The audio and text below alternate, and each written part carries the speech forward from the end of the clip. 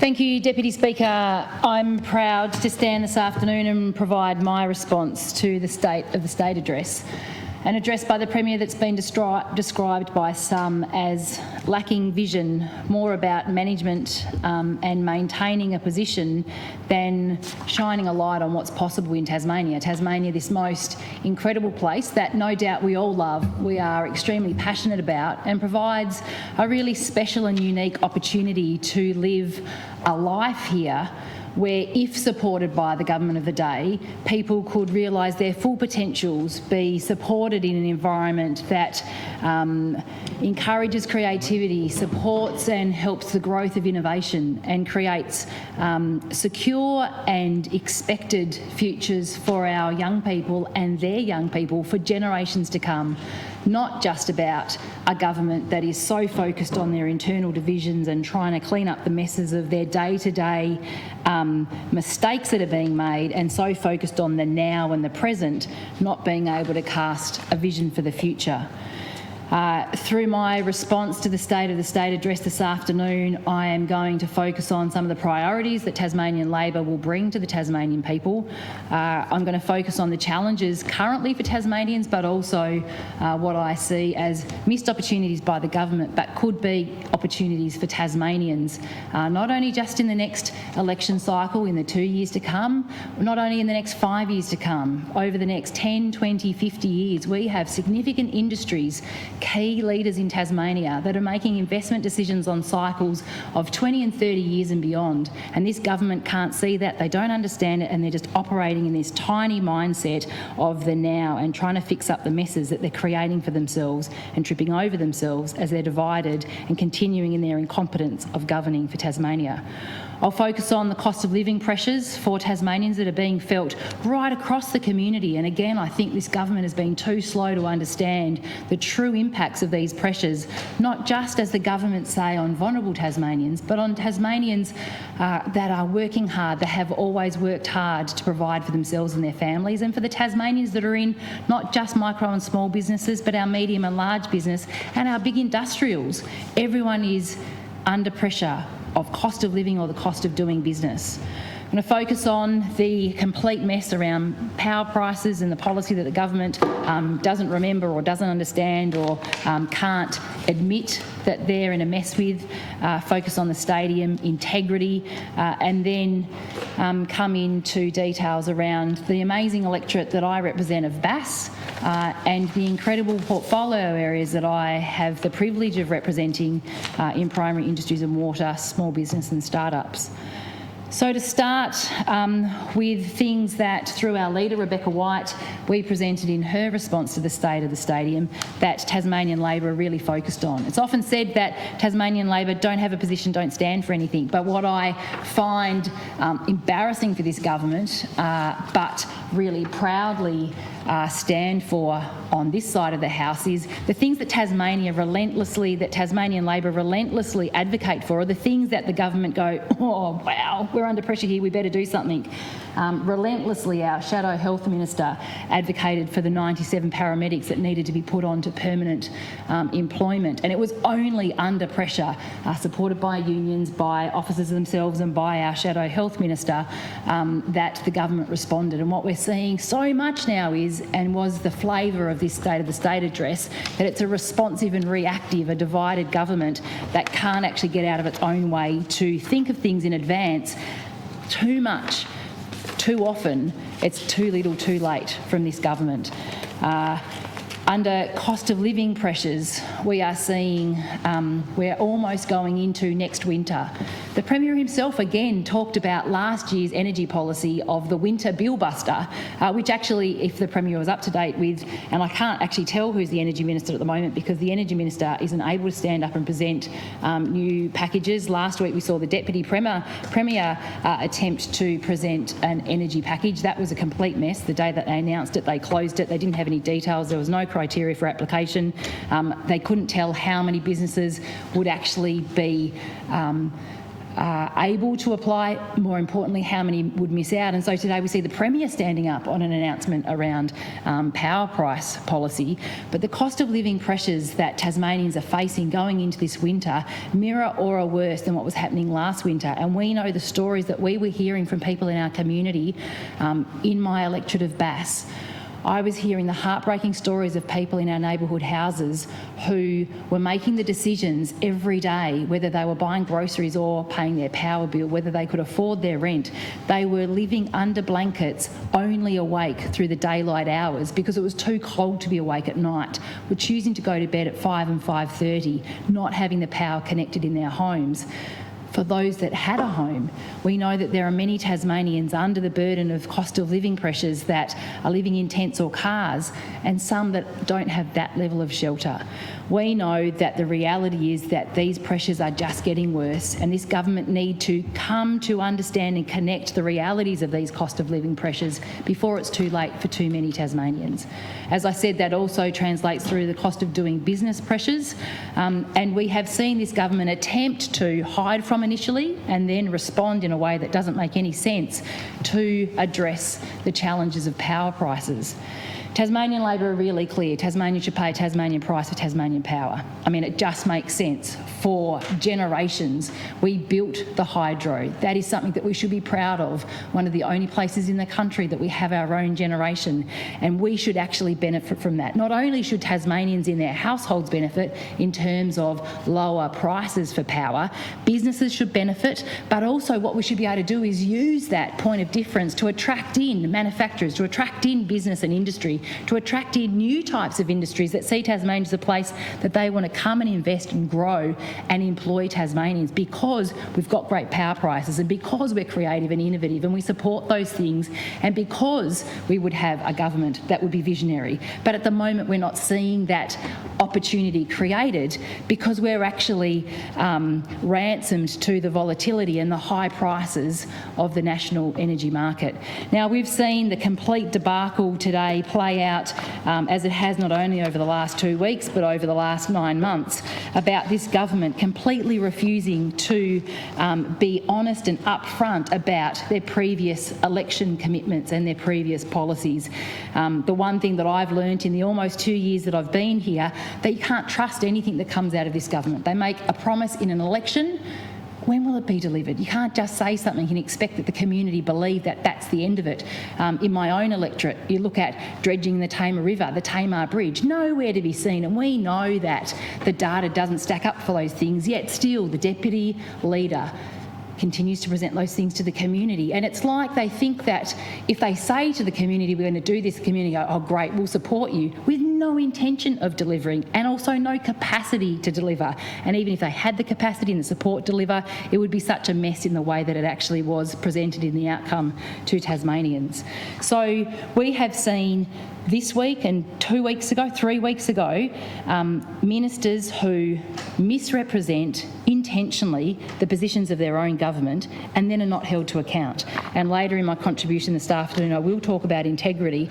And I think it's the biggest weakness and challenge of this government, despite all policy positions and all action and maybe the things that they are delivering, that if it can't actually be done on the foundation of integrity and honesty, then it puts to question any good work that's done in our departments, any good work that's done in contractors that come in to work with the government, because there's this question and this cloud over what are we actually working towards and what's the reality of the circumstances that we have here.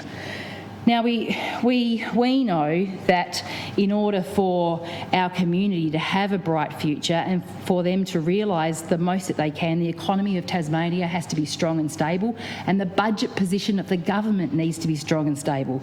Now, so many occasions of things that I have come across in my time here, the government is given advice. That advice is either shared through leakages with other people in the community or might come to Labor paper or is discovered through requests for information, and that the advice isn't taken and therefore messes are created.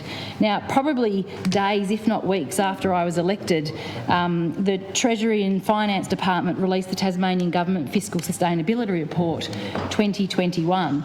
It was one of the first in-depth documents that I got to read, and it was one of my first introductions to the reality of not the spin that you hear in the community about the position of the Tasmanian government, but the reality of the Tasmanian budget. And there were some really key points in here that I read that concerned me. And if Tasmanians were actually shared this information, and I encourage, I know not many people do, but anyone listening or reading Hansard, get yourselves a copy of this fiscal sustainability report, because the reading is very important, particularly if you're in business and industry. And on page 8 of the document, it says the analysis undertaken in this and previous fiscal sustainability reports has established the importance of the following. And it's really important when you hear this, take into consideration how it's presented from the government when they talk about the budget and the economy. It says early action to correct fiscal deterioration will mitigate the severity of the measures required to effectively maintain fiscal sustainability. Given the composition of the state's revenue base, it is not possible to rely entirely on economic growth to maintain fiscal sustainability. Let me not start talking about the fact that the Premier spruiks that the stadium is going to afford Tasmanians the opportunity to build more houses and further invest in the health system and education. We know that direct state revenue won't come from economic growth as such necessarily, and the Treasury's advice said that even if that was the case, it is not possible to rely entirely on economic growth to maintain fiscal sustainability. Any action to maintain fiscal sustainability must recognise and address major drivers of a deterioration in the budget position, and it's likely that effective action to maintain fiscal sustainability will require the successful implementation of a range of measures. So you can't just say we'll build a stadium, everything will get better. Treasury advice says that that's not the case. We know that this government's favourite behaviour is to kick the can down the road. Either announce and ignore, announce and hide, don't take action, or if you're going to, the action could be kick it down the road. But Treasury advice says that delaying action until the task is much greater is likely to place an undue burden on the community and businesses. So the advice is there for the government to act on. Will they, when the next budget comes down, be brave enough to take that advice and take the action that Tasmanians need them to, that the burden of the debt and the increasing deficits don't become a burden that is coming out of the pockets of everyday Tasmanians?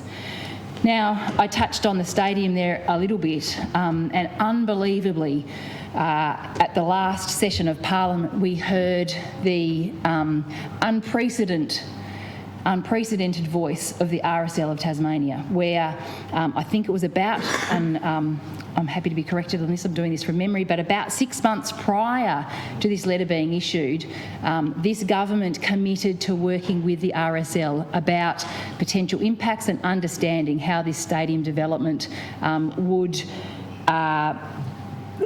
impact, really, what is a unique cenotaph in the world. And we know that that didn't happen. We know, like many of the things that this government say that they will do, they don't. And it was extraordinary that the RSL could not only find a way to put a voice, but have a unanimous voice from their members right across Tasmania to say to the government, you are not treating us with respect. The process of this project is not good enough and doesn't seriously contemplate the relationship with the RSL and the impact on the cenotaph. I don't know whether any further work other than the meeting the day or the days after that has occurred, but if there's anything that this stadium project should teach this government, it is that Tasmanians speak when they feel disrespected. We know that we're hearing the voices of Tasmanians right across the state, from the far northwest, the northeast, the north and the south, for them saying that this stadium project is not the right priority for Tasmania, particularly when there's challenges in health, in housing, in education, and particularly when you take into account the advice of Treasury and Finance, the state of our budget. If this government continues to be obsessed with this stadium, we know that Tasmanians will suffer, as they are suffering under the other decisions being taken by this government. Tasmanian Labor are really concerned, but also, I would say, angered by the way, again, ministers of this place present to the House something that's not true. So we heard this morning the Minister for Housing say that, you know, we're building more homes and we're building homes faster. We're doing well in this space.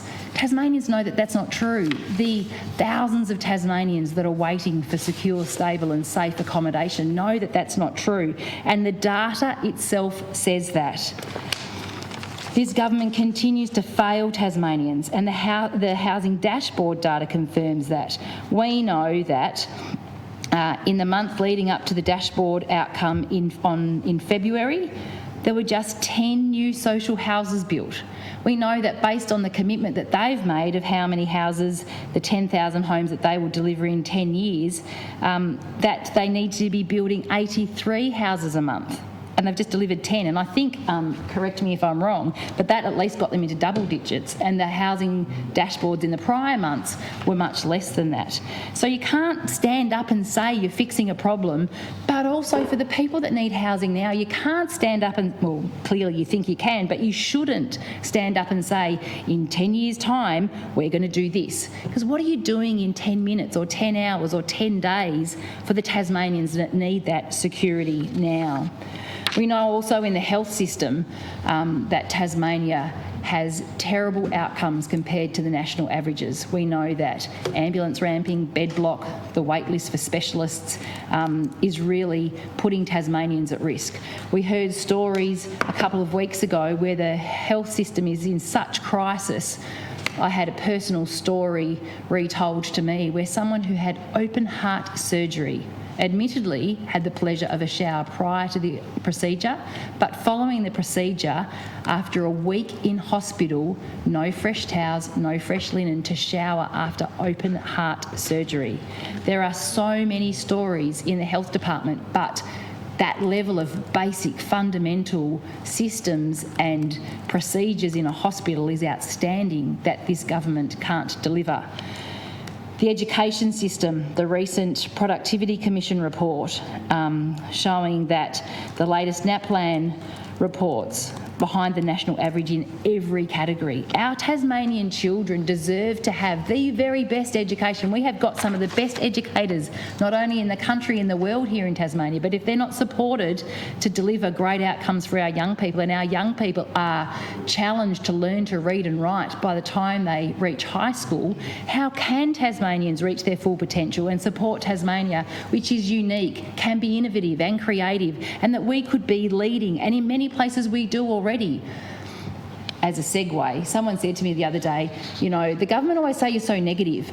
I believe in this concept, and I don't know if anyone's read the book, but if you haven't, you could. And it's a Jim Collins book, Good to Great. When you're good, good is the enemy of great. We're great. We are a good state. We do things really well. I'm really proud of Tasmania. I'm proud of our businesses and our families and our individuals. But we should strive to be excellent. We should be great. And at the moment, our education system is letting down our young people from being and having exceptional futures. In the portfolio areas that I'm responsible for, I wanted to touch base on a couple of areas, particularly in fishing, in aquaculture and in farming, in my primary industries and water area. And to start with commentary about what was released as a draft as a 10-year salmon plan. And as I said earlier in my introduction, I think just the fact that the government released a 10-year salmon plan just shows how out of touch that they are with industry and the opportunities of industry. Businesses in the salmon industry are making 20 and 30 and beyond year investments. They've already decided what they're doing in the next 10 years. They already know what's happening 10 years down the track. So a 10-year salmon plan is completely useless. So at least when it came out, it was an industry plan. But what a wasted opportunity, where in Tasmania the single greatest, highest success story in our primary industries is reduced to an industry plan. We know that there are members of our community that will move whatever they can to be negative about this industry, this great industry that employs incredible people and that is actually leading in so many areas, and it itself internally seeks to improve and lead with everything it does. But if this government doesn't stand up and defend them and doesn't provide them the frameworks to allow them to excel, because they don't get the opportunities and they miss the opportunities, and they miss the opportunities to bring together positive, constructive members of our community and industry to find an incredible future for salmon, then it's just the government getting in the way. And what we know is with big business and with industry, often government should just get out of the way. And if you can't see the cycles of investment, if you can't see the opportunity and you miss those opportunities, then you're actually holding back what could be incredible. The Tasmanian salmon industry has the potential to feed healthy protein not only to Tasmanians, to Australians, but across the world. But if they're limited by the reactive and defensive positions of government, that won't be able to be achieved. Just last week, I visited some of the flow-through hatcheries in Tasmania. I went into my local area up in Bass into the northeast. I visited in Bridport and Springfield. The most fantastic locals, many who have been born and bred in their local community that are working in a world-leading industry in a regional part of Tasmania. There's not a better story. Great jobs, high-paid, intelligent, scientific leading jobs right in these small communities. Now at risk because the government reacted defensively to the finfish report from the other place. And in doing so, responding to the squeaky wheel, has recommended that we close our flow-through hatcheries. Now, I visited these flow-through hatcheries. I don't know if the ministers have visited them, but the way that you can tell the quality of the water that comes out of these flow-through hatcheries is, in one of those ways, is by testing the bugs downstream, by testing the invertebrates. The day that I happened to be at one of these flow-through hatcheries, just by chance, it wasn't, I don't think it was meant to happen, the incredible Todd Walsh was on site testing for the invertebrates. And while he was there, probably not even 20, 30 metres downstream from the flow-through, not only was he seeing a positive response to the invertebrates in the water, but he found 5 within minutes giant freshwater crayfish. Now, I saw with my own eyes 4 or 5 platypus just in the areas before it was released back out into the stream. These are healthy environments, and that if this government would focus more on defending and standing up for and supporting the quality data that these companies can actually provide and respond site by site specifically, as opposed to making broad brush and really detrimental reactive decisions, then we could see a great future for this industry. We could see a future for this industry outlined by the Blue Economy CRC in their Ocean Ambition that said that this industry could operate to the carrying capacity of the ocean. As I said, last week I went out and visited the flow-through hatcheries. A month or so ago I went out and visited some of the lease areas in Storm Bay. For anyone that's actually been on the water in Storm Bay, it's the most vast, high-energy body of water that can carry the capacity of this industry. I think there was something ridiculous and terrifying, like 14-metre waves that goes through that. It just seems stupid, and it's this ridiculous number. But this high-energy space for an incredible industry needs to be supported by this government, and I believe the government need to do more to stand up to the negative voices to ensure this great future for what is one of our greatest success stories in primary industries. The other area that I think the government has really dropped the ball is you look at our fisheries area and you look at the tensions. The government seems to want to hide from tension. So there's this tension in community and industry with the salmon industry. There's tension, with this classically way of life in our fishing area between rec fishers and commercial fishers. This government has dropped the ball on 10 years of inaction around our recreational fishery and is now putting at risk our stripy trumpeter, our calamari and our sand flathead. And that is something that I'm going to completely acknowledge, that this minister has been handed because of inactivity in the past. You can't hide from stuff, you can't ignore it, you can't misrepresent it, you can't be untruthful about it, because eventually what happens is what's happening in our recreational fisher, and you are depleting a classically Tasmanian way of life, and it's not good enough. So I'm going to stand watch to see what this minister and what this government do to ensure that for generations to come, not just in the next 2 years and not just with a really defensive, reactive little momentary decision, but what this government does to ensure the Tasmanian way of life for generations to come. When we talk about our farmers, this is where this government is also reactive. For years, the Minister for Energy has been spruiking hydrogen at Bell Bay. For years, Tas Irrigation have been delivering irrigation schemes all across Tasmania. One of the schemes that was due to currently be developed is the Tamar scheme. The Tamar scheme is challenging and no doubt was always going to be difficult and potentially always attract a high price for water. There was a solution that was as obvious to anybody as it could be, that maybe they could work in with the hydrogen and instead of duplicating infrastructure, bringing it together to ensure that they could deliver a scheme for farmers that was at a reasonable price, and maybe they had to redesign the scheme, but that they could do that and also provide for hydrogen. Asleep at the wheel with, as I've said before, too little action, too late, puts at risk so many projects in Tasmania.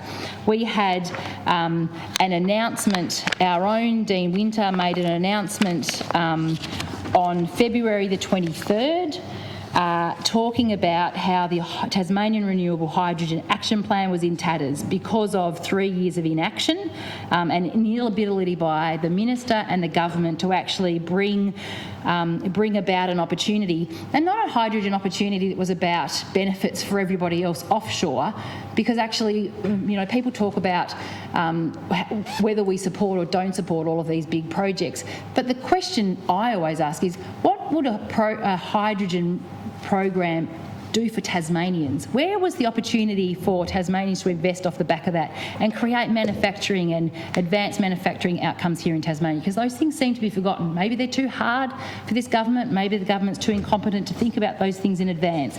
But not acting early enough meant that we have put at risk the Hydrogen Action Plan. Dean Winter comes out, makes an announcement on the 23rd of February, and then lo and behold, the very next day, all of a sudden, the ministers get together, we've got a solution. We are going to table as a matter of urgency amendments to the Tas irrigation legislation to provide for the farmers to get their water and for hydrogen, the water to go to the hydrogen precinct. And then crickets, because again, this government think you can announce something, you can react to pressure, everyone will forget you actually got to deliver it because you announced it, so it's going to happen. Where is this amended legislation to provide for this outcome? Or will the inability of this government to deliver these actions see not only the Hydrogen Action Plan fall over, but also the farmers of the Tamar Valley be put at risk in terms of the timely provision of this water? They've been waiting for the outcome and the success of this scheme for a really long time, and every time this government fails to act, it further delays the potential of them being able to increase their productivity because of the benefits of irrigation. The fact that Tas Irrigation were willing to work with and create an outcome for hydrogen in writing, or at least verbally, shows that it is possible for people in Tasmania to work together.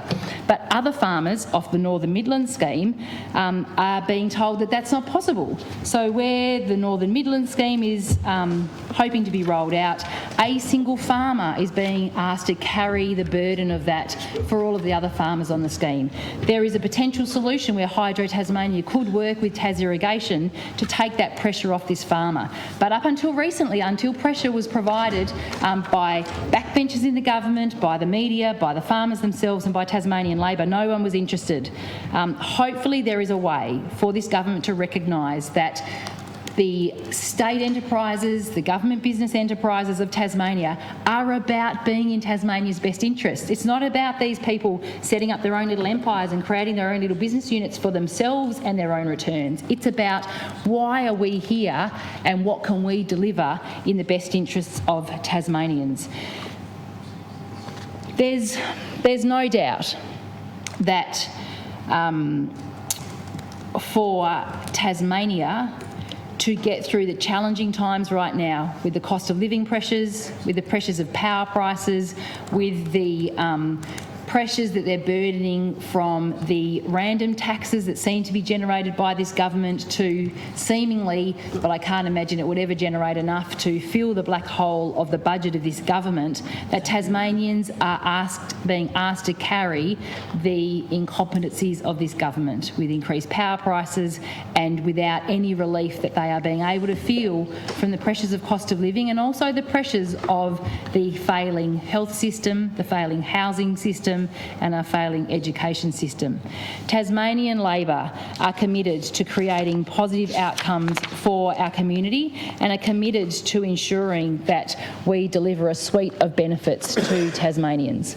We know that Tasmanians want to pay a Tasmanian price for Tasmanian power. We know that Tasmanian businesses and Tasmanian households recognise the investments that were made by the generations past when we built the hydro, and there is no reason why we should remain practically connected to the NEM and pay higher power prices as a result of the inability of this government to act. This government does too little too late. Its incompetencies is starting to shine. The Premier needs to stand up to his ministers and make sure that they are always accountable for their actions and deliver for Tasmanians.